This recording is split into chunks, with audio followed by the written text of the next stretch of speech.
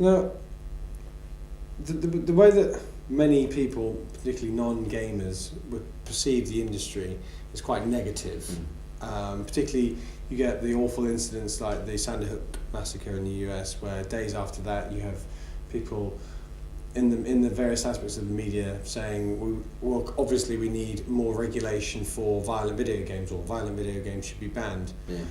Now, obviously, people are in shock and are very angry at these times, and it's quite easy to lash out. But what are your thoughts on those sort of comments, and do you basically how do you feel about that sort of thing? I think it's very easy to pick on a particular industry, and when you have a frightening and horrifying episode like the one you refer, then naturally people look for excuses, they look for reasons why something happened. Yeah. But often the reasons why something like a massacre in the way you described happens is for a multiplicity of factors, and sometimes it's very, very hard to get to the truth. Of course. The fact of the matter is that video games are a force for good. They're ultimately a good thing. They're great in terms of entertaining people. They can bring a lot of happiness to people. They have an economic role to play, and they also have a role to play in terms of the culture of our society, and they can play a very valuable role in that regard. The important thing is that when we look at games as well, we've also got to remember these are not simply for children. No. There are some games, the vast majority of games in fact, are available and are accessible for people of all age groups. But like other medium, like the film industry for example, television, or indeed books, there's some content which is suitable only for adults. Yes, of course. So just as I am a fan of Game of Thrones, but I have no intention of letting my 8-year-old daughter watch it. Yeah. In fact, I don't think I'll let her watch it when she's 18. But No. the same applies obviously to 18-rated video games. Of course. I will not let my 5-year-old boy look at an 18-rated video game. He can play something much more suitable. Yeah. So parents have a role to play. There is a role to play in terms of regulation, and box products in the UK are regulated. There are online rating systems as well, and there are online protection systems as well, which parents can take control of. So I think the important thing is when these episodes come to mind, or when they come to pass, is to be rational about the situation, not lash out, and look for the deeper reasons why something happens. Yeah. Because obviously you're saying about the buying games in a shop. You've got the person behind the counter handing it over, but obviously the majority of games, it seems now, are now available. You can either buy them online and download them, or they will in the future perhaps be download only, or you just stream parts as you go through. Yes. It's this is going to open up a whole new realm of how we're going to manage that. But I suppose it just comes down to the parent and the child. The parent and the child have a crucial role to play, obviously particularly the parent, because it'll quite often be the parent who bought the device, the platform. Yes. And it'll quite often be the parent's credit card, I imagine, which is being used. Yeah. So I hope they'll have a very strong vested interest to make sure that they don't allow their children to access inappropriate content. But also, the platform holders will have content descriptors about what a particular game entails or includes. So there are responsibilities of both partners, both the platform provider, the platform holder, and the parent. Now, obviously, on the certainly on the Xbox 360 and I think on the PS3, there are ways in which you can lock down the content, so that when I now put in an 18 certificate or an adult certificate game into, it comes up and asks me for a code that I preset. Now I had to turn that on. I turned it on because I've got 2 children, a son who's particularly adept at. He knows the games he likes to play on the Xbox, but he could say I'd left a game in the device. He could then start that up accidentally, and he could be playing the latest Tomb Raider, for example, which I've been playing of late. Do you think there's maybe an aspect that those sort of settings should be put on by default, so that so it isn't relying on the parent to think, oh, I should stop my child playing this? They would then have to go in and turn it off and say, oh, I'm happy with my child to play that, perhaps. At the moment, I think my instinct is that we should treat adults as adults, and that they are capable of making these decisions themselves and don't need to be really nannied by retail outlets or indeed by the manufacturer. I think that's a reasonable position to have at the present time, and I think the balance of evidence would have to change substantially, I think, to want us to change from that perspective. Not from the industry's point of view, but I think from society's point of view. Right. I think adults are capable of making sure that parental controls are in place, and if the worst comes to worst, there's always the off button at at the wall. Yeah. So I think those points. I think the balance of argument lies in allowing adults to be adults. Yeah. Okay. One thing I was going to touch on. Sony announced fairly recently. When they released some details, a few details of the PlayStation 4, obviously their next big platform, and Microsoft is expected to announce something about its next big platform at some point this year. Obviously, the way that people play games has changed massively over the last few years with the advent of the iPhone and the Android platform, whatever, and even Facebook games. So, do you think? How do you see the market going?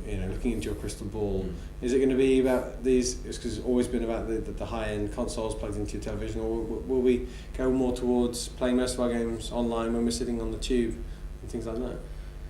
I think in the short to medium term, because it's probably only as far as we can really look with any confidence, is that I think the world is going to go increasingly mobile and tablet based. Yeah. And our own research indicates that the games industry is increasingly becoming independent, mobile.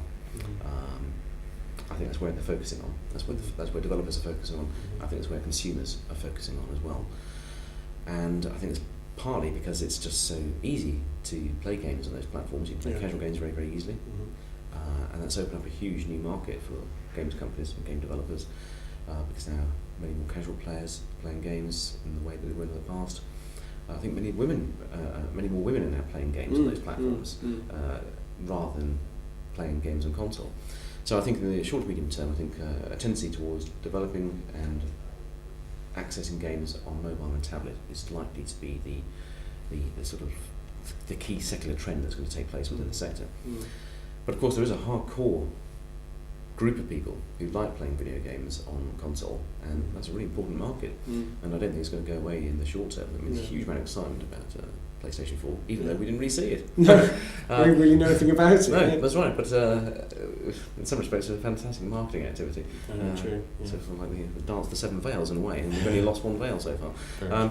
So I think there will be still a market for consoles, and it may well be a lucrative market because the people who play those games on those consoles are real aficionados, really committed to gaming.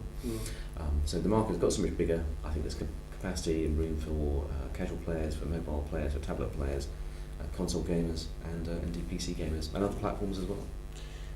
Now, one of the issues that came up around the PS4 launch, for want of a better word, was the whole idea of will it play obviously legacy games, but then also will it play pre-owned games? Now that's been the pre-owned area has been a big debate with the current generation of consoles, where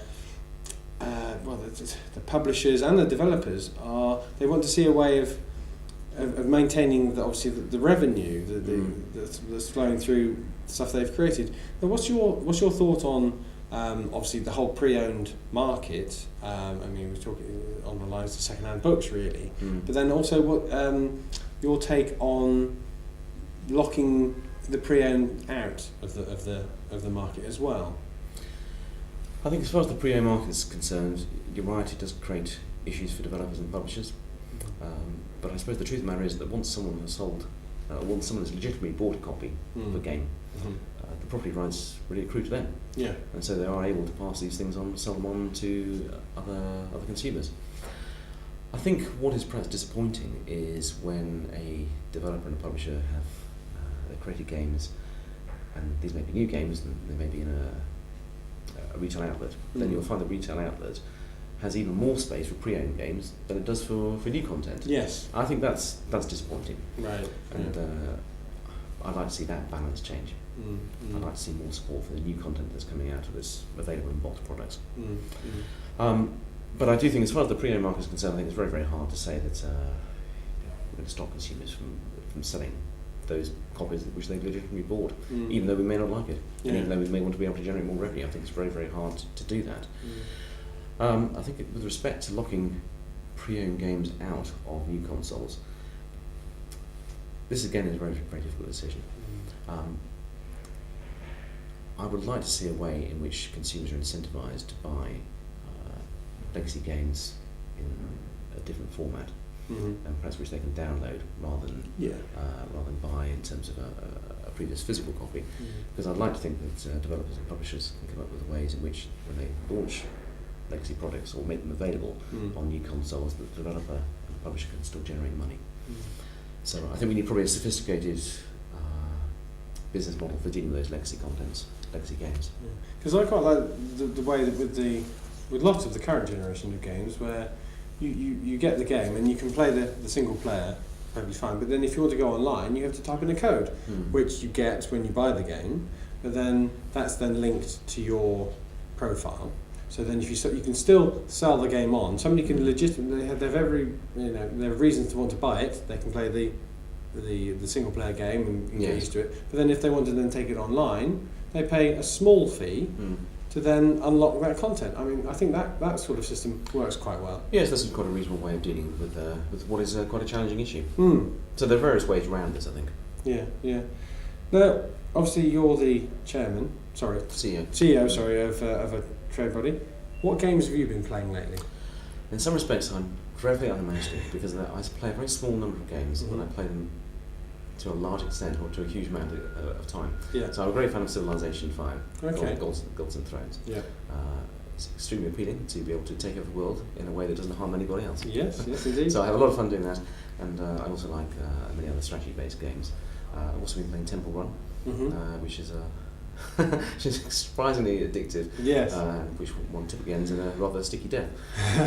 And my children are quite good at that, I must say, actually. Yes. So I do like strategy-based games, and I rather enjoy some of those more quirky, casual games as well, which are available on the market. Yeah. And have you been anywhere near SimCity? And no, that's the unfortunate events that EA has got themselves into. Yes. No, I haven't played SimCity actually. I mean, SimCity is obviously a great game, and it's unfortunate what's happened, and it seems to be very much down to the fact they didn't have sufficient server capacity. Yes, and I love the quote.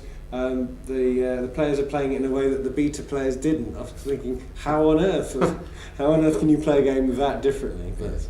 I think it was just an unfortunate sequence of events. Yes. Now, Richard, thank you ever so much for your time. Thank you. And it's been great speaking to you. Thanks very much. Thank you.